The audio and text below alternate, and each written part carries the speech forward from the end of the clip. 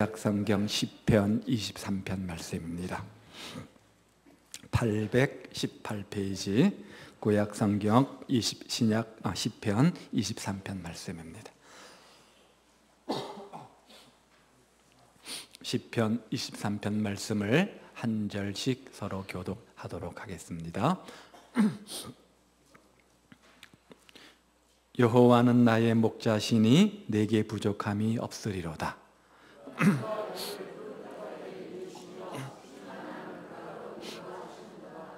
내 영혼을 소생시키시고 자기 이름을 위하여 의의 길로 인도하시는도다.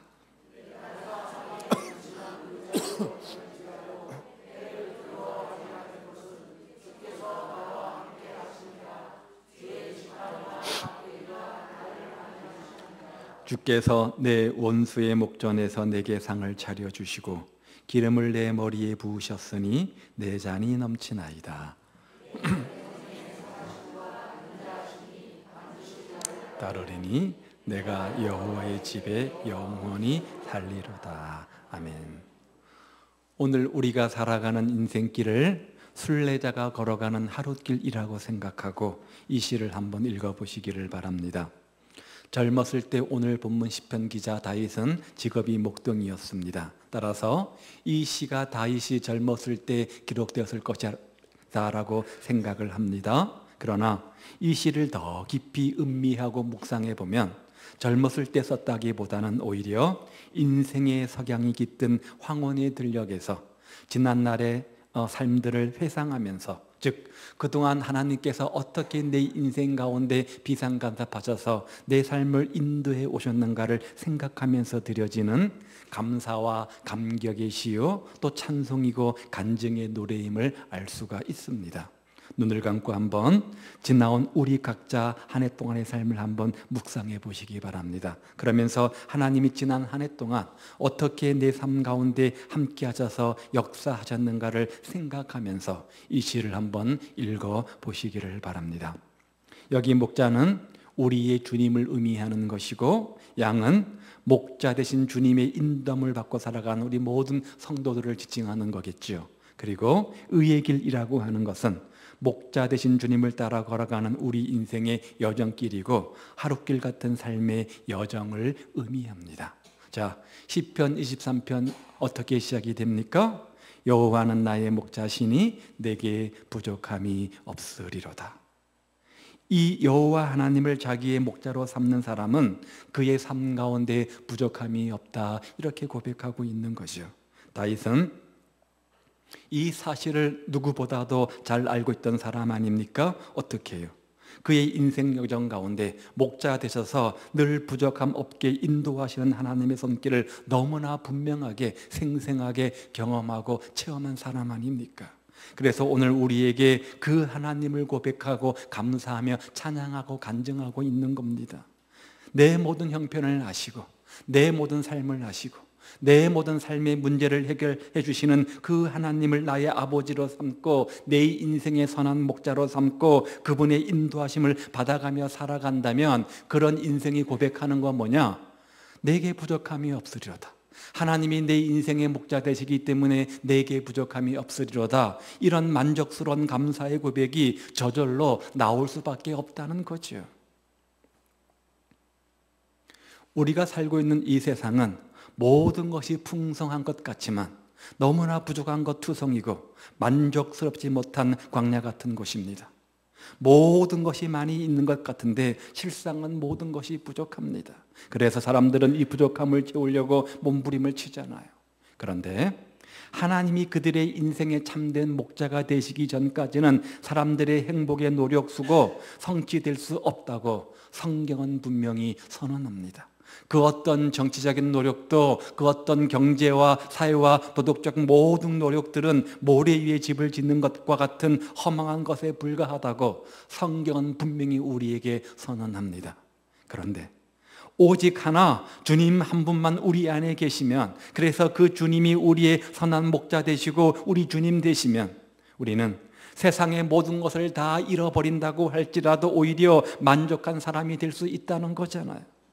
이렇게 주님이 나의 인생의 목자 되셔서 나의 삶을 인도하시되 푸른 초장 쉴만한 물가로 인도하셔서 먹이시고 입히시고 보호하여 주시고 또한 나를 바른 길 가도록 인도하신다는 겁니다.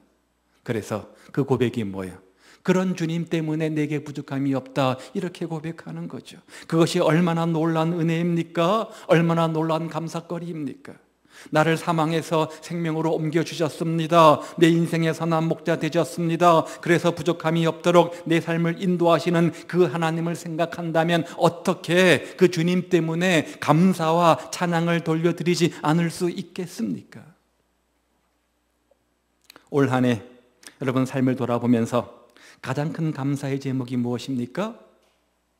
지난 내 삶 속에서 하나님이 나의 아버지 되시고 나의 목자 되셔서 인도하셨다고, 이렇게 인도하셨다고, 그래서 내 인생 가운데 부족함이 없노라고 고백하는 은혜가 우리 가운데 있기를 우리 주님의 이름으로 축복을 드립니다. 그래서 여호와는 나의 목자시니 내게 부족함이 없으리로다. 다윗의 고백이 아니라 오늘 주를 향한 우리의 고백 되시기를 주님의 이름으로 축복을 드립니다. 그 다음 2절에는요, 그가 나를 푸른 불밭에 누이시며 쉴만한 물가로 인도하시는도다. 2절은 1절의 목자 되심의 구체적 설명입니다. 2절에 보면 다윗은 하나님이 자신을 푸른 불밭에 누이시고 쉴만한 물가로 인도하신다, 이렇게 말하고 있죠. 자, 양에게 있어서 푸른 풀밭과 쉴만한 물가는 최고의 환경, 가장 좋은 최상의 환경을 의미하는 겁니다. 자, 먼저 우리는 목자 되신 하나님께서 우리를 푸른 초장으로 인도하여 주심을 경험하게 되어지죠. 그가 나를 푸른 풀밭에 누이시며. 자, 그런데 거기에는 풍성한 아침의 식탁이 준비되어져 있습니다. 여러분, 푸른 풀밭이 의미하는 것이 뭐예요? 양에게 있어서 가장 신선하고 가장 좋은 꼴을 말하는 거잖아요. 싱싱하고 신선한 음식들이 아주 쫙 준비되어져 있는 거죠. 이것은 목자 되신 주님께서 우리를 위해서 예비하신 축복의 식탁이라고 말할 수 있습니다. 하나님의 자녀인 우리를 위해서 하나님께서 여호와 이레로 예비해 놓으셨는데, 그것은 양에게 푸른 풀밭과 같이 가장 좋은 최선의 꼴로 우리에게 먹이시고 입히신다는 거죠. 이제 우리는 편히 누워서 그 푸른 초장에서 즐거운 회식을 갖게 되어집니다. 그런데 이 식탁 위에는 우리가 일찍이 맛볼 수 없었던 별미의 떡이 준비되어져 있는데, 그것이 무엇인지 성경 요한복음 6장 35절은 이렇게 말해요. 내가 곧 생명의 떡이니 내게 오는 자는 결코 줄이지 아니할 것이요 영혼의 양식은 말씀이죠. 푸른 초장에는 영혼의 양식 말씀이 우리를 위해서 준비되어져 있다, 그 말이죠. 그런데 하나만 준비되어져 있는 것이 아니라 그것도 수준에 맞게 준비되어져 있는데, 아기들, 초신자들을 위해서는 신선한 우유가 준비되어져 있습니다. 이 사실을 베드로는 이렇게 말하죠. 갓난 아이들과 같이 신령하고 순전한 젖을 사모하라. 이는 이로 말미암아 너희로 구원에 이르도록 자라게 하려 함이라. 아이의 식량, 아이가 먹는 음식이 뭡니까? 젖이잖아요. 신령한 순전한 젖이 초신자들을 위해서 이렇게 준비되어져 있는 겁니다. 또한 이 식탁 위에는 장성한 어른들을 위한 기름지고 단단한 고기도 준비되어져 있는데, 히브리서 말씀에 보니까 대저 젖을 먹는 자마다 어린아이니 의의 말씀을 경험하지 못한 자요, 단단한 식물은 누구의 것이라고요? 장성한 자의 것이니라. 이렇게 우리를 위해서 다양한 종류의 영혼의 양식, 영적 양식이 준비되어져 있습니다. 밥을 먹으면 그다음 뭘 마셔요? 물을 마셔야 되잖아요. 또한 음료수가 준비되어져 있어서 식사를 마치고 나면 음료수를 마실 수 있는데, 이 사실을 요한복음 7장은 이렇게 말하죠. 누구든지 목마르거든 내게로 와서 마셔라. 나를 믿는 자는 성경의 이름과 같이 그 배에서 생수의 강이 흘러나리라. 이렇게 푸른 풀밭, 푸른 초장에는 어떤 것이 있습니까? 없는 것 없이 갖추어 놓은 풍성한 주님의 식탁인 거죠. 그 푸른 초장에서 우리는 만족한 회식을 즐기는 겁니다. 그런데 문제는 내가 이 푸른 초장의 축복의 식탁 앞에 나와 있는가라는 거죠. 어떻게 가능합니까? 1절의 고백처럼 여호와가 내 인생의 목자가 되어 주실 때입니다. 우리는 주님을 나의 목자로 인정하고 주님과 깊은 개인적인 관계를 가질 때 이렇게 부족함 없는 영혼의 만족함을 체험할 수 있게 되는 겁니다. 그 다음 푸른 초장의 해식이 끝나면 휴식과 산책이 우리를 기다리고 있죠. 그래서 쉴만한 물가로 인도하시는도다. 구원받은 우리들을 배불리 먹인 다음 이제 목자신 하나님은 쉴만한 물가로 우리를 인도하십니다.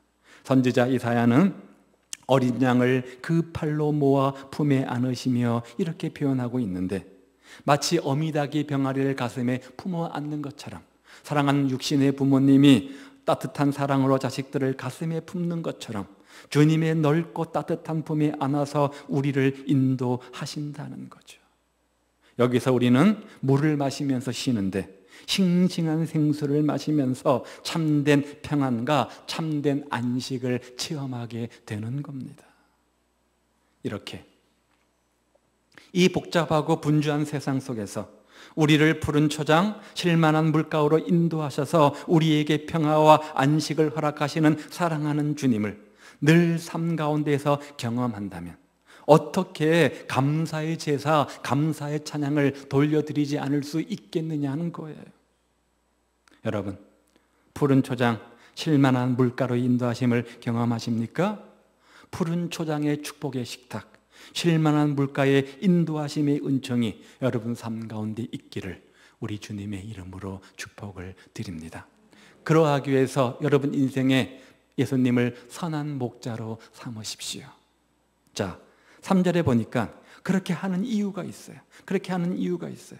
내 영혼을 소생시키시고 자기 이름을 위하여 의의 길로 인도하시는도다. 이제 하나님을 목자로 삼았습니다. 그런 우리는 새 인생길을 출발하게 되어지죠. 새로운 길을 떠나가기 위해서 준비와 능력이 필요한데 그것이 뭐냐? 내 영혼을 소생시키는 겁니다. 우리 영혼을 소생시키는 겁니다. 허물과 죄로 인해 죽어 있는 우리 영혼을 소생시키는 일입니다. 여기 영혼은 우리 인격, 전 인격을 말하는 겁니다. 구원받기 전에 우리 영혼은 어땠어요? 우리 인격은 어땠습니까? 허물과 죄로 죽었다고 말하잖아요. 허물과 죄로 인해 우리 인격과 영혼이 죽어 있었습니다. 그런데 이런 우리가 주님을 만남으로 말미암아 주님과 함께 다시 살리심을 입은 것 아닙니까? 허물과 죄로 죽었던 너희를 그리스도께서 살리셨다. 사도 바울은 이렇게 고백해요. 그래서 우리의 영혼을 소생시켜서 하나님만 바라보는 새로운 사람으로 만드셨습니다. 새로운 인생이 되어진 거죠. 그것을 사도 바울은 보라 이전 것은 지나갔으니 새 것이 되었도다. 새로운 피조물로 이야기하고 있지 않습니까? 우리의 목자 되신 주님께서는 우리가 예수 믿고 걸어가게 될 우리의 인생길, 의의 길을 생각하면서 우리 영혼을 소생시키는 일을 시작하신 겁니다. 그 전능하신 하나님, 그 위대한 목자의 도움으로 말미암아 우리 영혼이 소생하고 회복되어진 거죠. 그런데 이런 영혼을 소생시키는 능력이 어디에서 온다고요? 그 앞절 2절 푸른 초장 쉴만한 물가에서 배불리 먹고 마시고 영적인 휴식을 취했기 때문 아닙니까? 그래서 시편 기자는 고백하기를 복 있는 사람은 여호와의 율법을 즐거워하여 그 율법을 주야로 묵상하는 사람이다. 우리 영혼의 양식 말씀을 우리가 배불리 가득히 잘 먹고 영적 휴식을 가지면 우리가 영적 근육이 든든해져서 어떤 세상의 유혹과 시험이 와도 이길 수 있는 담대한 믿음을 갖게 되는 거잖아요. 우리 영혼의 소생, 인격의 성숙은 하나님 말씀을 듣고 그 말씀을 믿고 그 말씀을 지켜 순종함으로 찾아오는 겁니다. 그렇다면 오늘 여러분들은 참으로 복 있는 사람입니까? 날마다 영혼의 양식 말씀을 가까이 하고 그 말씀을 지켜 행하는 사람입니까? 나의 영혼의 소생과 인격 성숙을 위해서 날마다 하나님 말씀을 묵상하고 지켜 행하시는 삶입니까? 그런 삶의 주인공들 다 되시기를 우리 주님의 이름으로 축복을 드립니다.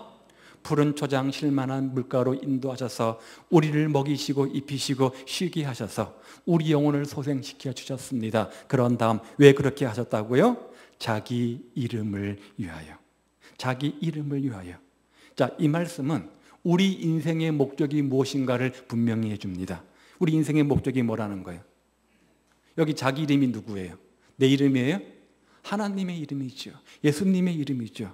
오늘 우리 인생의 목적, 우리가 푸른 초장 쉴만한 물가에서 먹고 입고 또 쉬는 그 목적의 이유가 뭐라는 거예요? 하나님의 영광을 위해서 사는 거라는 거예요. 하나님의 영광을 위해서라는 거예요.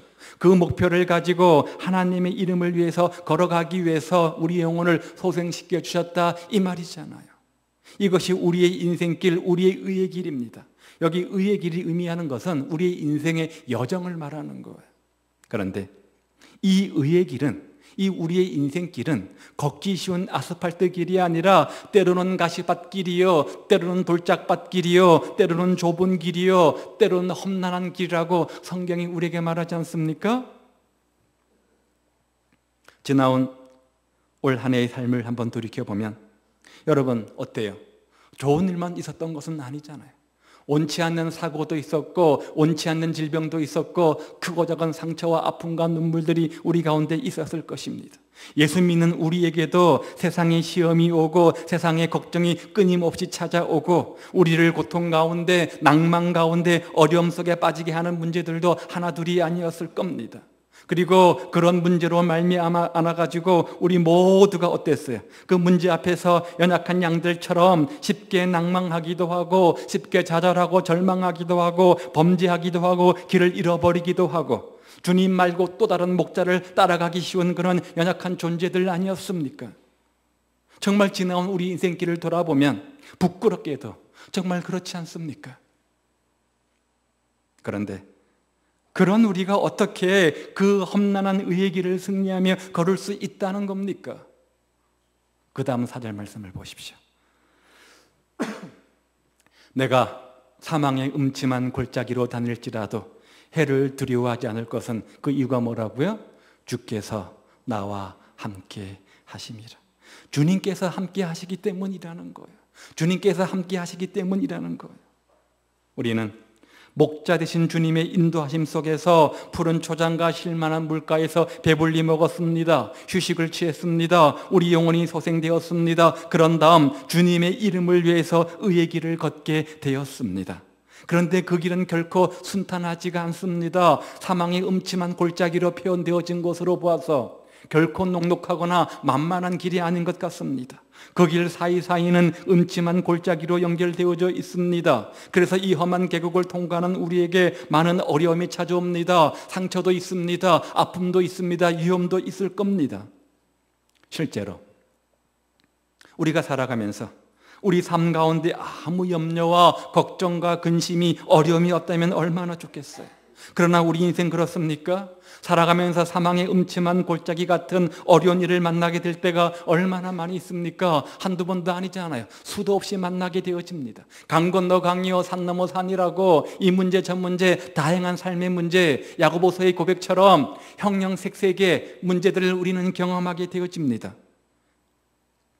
예수 믿는다고 해서 없어지는 것이 아니더라고요.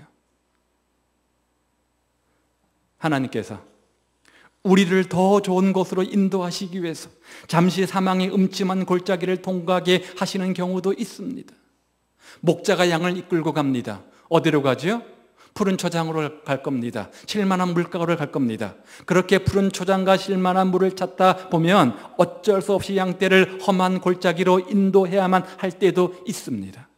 목자는 언제나 양떼를 안전하게 이끌기 원하기 때문에 가능하면 할 수만 있다면 최선의 길로 험한 골짜기를 피하려고 노력하겠지만 부득불 그곳을 통과하지 않으면, 사망의 음침한 골짜기를 통과하지 않으면 푸른 초장 쉴만한 물가에 도달할 수 없을 경우 위험을 무릅쓰고라도 그 사망의 음침한 골짜기를 반드시 통과해야만 하는 거예요. 그런데 중요한 것은 그런 상황에서도, 그런 사망의 음침한 골짜기 같은 상황 속에서도 주님이 뭐 한다고요? 함께 하신다는 거예요. 주님이 나와 함께 하신다는 거예요. 푸른 초장 쉴만한 물가같이 좋은 일이 있을 때만 주님이 나와 함께 하시는 것이 아니라 사망의 음침한 골짜기 같은 힘들고 어렵고 낭망될 때에도 내 인생 아무런 소망이 없다, 아무런 기대가 없다라고 절망 가운데 있을 때에도 나와 함께 하셔서 나를 인도하시겠다, 이렇게 말씀하고 있는 겁니다. 그러므로 우리는 지금 그 인생길을 나 홀로 걷는 것처럼 느껴지지만, 내 주변은 내 마음을 아는 사람이 아무도 없는 것처럼 느껴지지만, 우리와 함께 하셔서 우리를 푸른 초장, 실만한 물가로 인도하시는 목자가 되시는 주님께서 함께 내 인생길을 걷고 있다는 사실을 믿으십시오. 그분은 어떤 분이에요? 선한 목자 되시는 분이잖아요. 요한복음은 말하기를 나는 선한 목자라. 선한 목자는 양들을 위하여 목숨을 버린다. 우리를 사랑하시는 목자 되시는 예수님, 선한 목자 되셔서 우리를 위해서 목숨까지 버리시는 그 사랑의 예수님, 그분이 우리와 함께 하시기 때문에, 우리와 함께 동행하시기 때문에 비록 우리가 가는 우리 인생길이 험하고 힘들지만 결국은 승리의 길이요 천국으로 통하는 의의 길임을 믿고 확신하며 가야 된다는 거예요. 그래서 우리는 비록 우리 삶 속에서 때로 내 뜻대로 되지 않고 낭망되고 힘들게 하는 일들이 있다고 해도 결코 실망하거나 불평하지 말아야 되는 것, 그 이유는 주님이 나와 함께 하시기 때문입니다. 다윗은 이 사실을 그의 인생 여정 속에서 한두 번이 아닌 여러 번이나 주님이 함께 하셔서 보호하심의 경험이 있었기 때문에 어떠한 어려움 속에서도 아무 두려움 염려 없이 주님의 사랑을 확신할 수 있었던 거죠. 그래서 고백하기를 내가 사망의 음침한 골짜기를 지날지라도 해를 두려워하지 않을 것은 주께서 나와 함께 하심이라. 그러면서 그 다음 뭐라고 말해요? 주의 지팡이와 막대기가 나를 안위하시나이다. 여기 안위한다, 이 말은 안심시킨다, 위로한다, 보호한다, 돌본다, 그런 의미를 가지고 있죠. 목자에게는 중요한 두 가지 무기가 있는데 하나는 지팡이이고 하나는 막대기입니다. 비슷한 것 같지만 조금 용도가 다르다고 해요.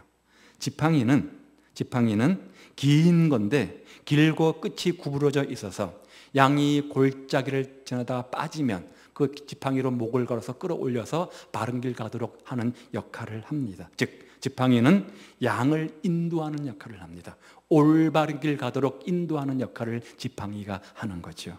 또 막대기가 있습니다. 막대기가 있는데 막대기는 모든 위험으로부터 보호하는 역할을 합니다. 목자가 자기가 가까이 있다는 것을 양들에게 알려줘야지 양은 편안하게 안식할 것 아닙니까? 그래서 피리를 불기도 하고 노래를 부르기도 하고 가끔씩 막대기로 바위를 두드립니다. 그러면 그 소리를 듣고 지금 양은 가까이 목자가 있구나 라고 인식하고 안도감을 갖는다고 해요. 또 다른 짐승들에게는 막대기 소리가 지금 위험을 주는 소리가 되는 거죠. 내가 양을 잡아 먹으려고 하는데 저 양 옆에 지금 누가 있다는 거예요? 지키는 목자가 있구나. 그래서 피하는 계기가 되는 거죠. 목자의 막대기 소리가 들리는 곳이라면 그곳이 어디라도 양은 안심하고 누울 수가 있었는데, 그곳이 좋은 초장이어서가 아니라, 장소가 좋아서 눕는 것이 아니라, 왜요? 거기 목자가 함께 있기 때문입니다. 그것을 막대기를 통해서 알아들은 거죠. 이렇게 목자는 지팡이로 양들을 인도하며 지켜주는 사람입니다. 그래서 이 지팡이 때문에 양들은 모든 염려를 잊어버리고 즐거운 여행을 할 수 있는 거죠. 또 막대기는 목자들이 옆에 차고 다니면서 양들을 괴롭히는 적들을 공격하는 무기입니다. 따라서 양들에게 있어서 목자의 막대기 지팡이는 고난과 문제를 이길 수 있는 힘과 용기를 주는 역할을 하는 도구입니다.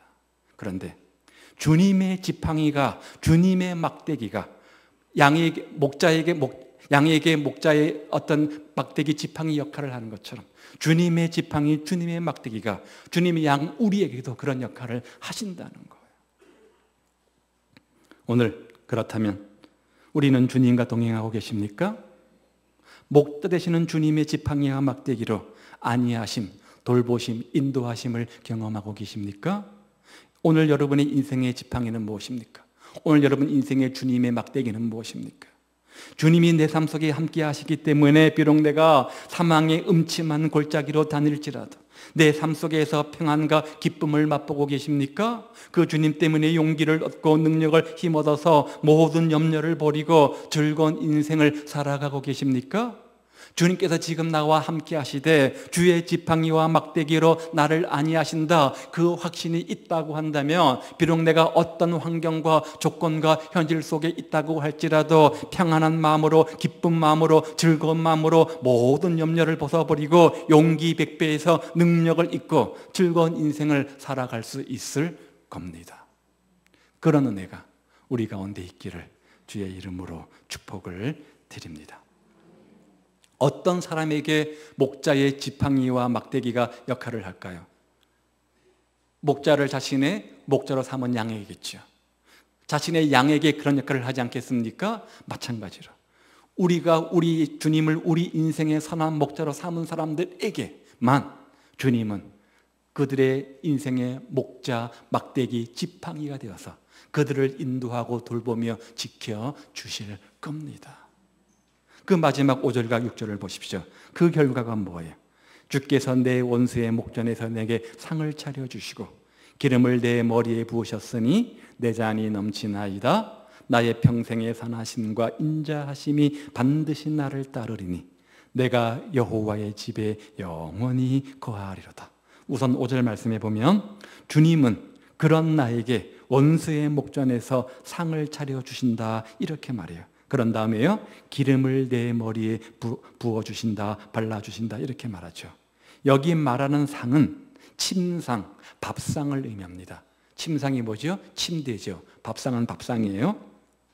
상을 베푸른다, 상을 차려준다, 이 말의 의미, 다른 의미는 잔치를 베풀어 준다는 말과 똑같은 말이에요. 잔치를 베풀어 주시겠다는 거예요. 잔치를 베풀어 주시겠다는 거예요. 어디에서요? 원수의 목전에서, 원수의 눈앞에서. 원수의 눈앞에서 잔치상을 받을 수 있다면 그보다 더 복된 것이 어디 있습니까? 지금 원수가 빤히 바라보고 있는데 그 앞에서 음식을 먹고 편히 누워 잘 수 있는 환경이라면 그 환경 조건이 얼마나 평안하고 안전한 곳이라는 거예요. 거기다가 머리에 기름을 부어주신다 그렇게 했는데 이 말은 원수 앞에서 높여주시겠다 그런 의미예요. 근동 지방에서는 손님 머리에 기름을 붓는 의식이 있었어요.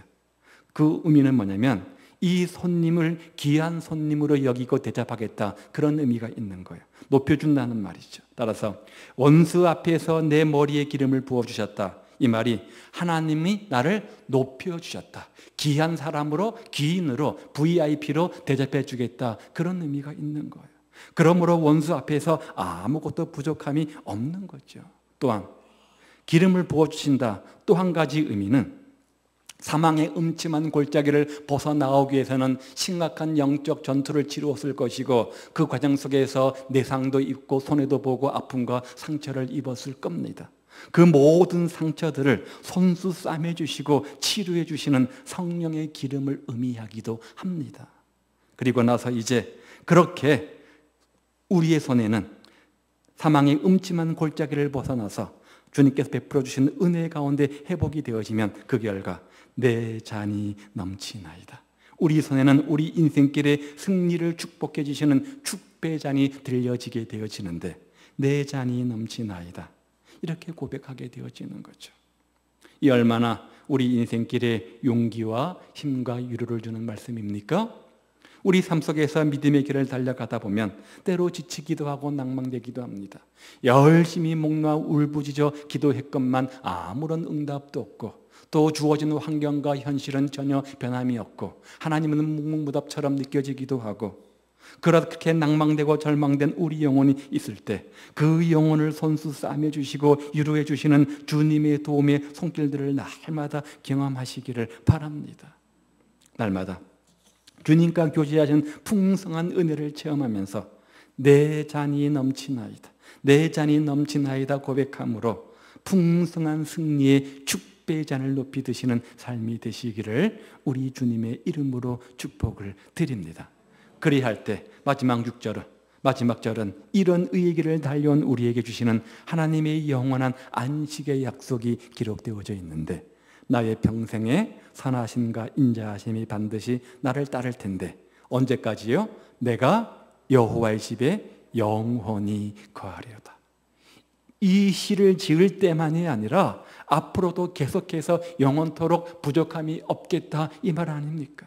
자신의 평생에 하나님의 인자하심이 자신을 따를 것이고 또 영원토록 하나님의 집에 살게 될 것을 선포하고 있는 겁니다. 지금만이 아닙니다. 영원토록입니다. 하나님 예수님을 자신의 인생의 선한 목자로 삼은 사람은 그 결과 하나님의 평생의 선하심과 인자하심이 반드시 넘쳐서 하나님의 집에 영원히 거하는 축복을 경험하게 되는 겁니다. 사람들은 미래에 대한 두려움을 가지고 있습니다. 그러나 하나님을 목자로 삼은 사람들은 미래에 대해서 두려움을 벗어버리게 되고 기대감으로 미래를 바라보게 된다는 거예요. 그래서 하나님을 목자로 삼은 사람들은 행복한 겁니다. 자, 다음 주는 뭐죠? 추수감사주일입니다. 추수감사주일입니다. 지나온 한 해의 삶을 돌이키면서 감사하는 시간이죠.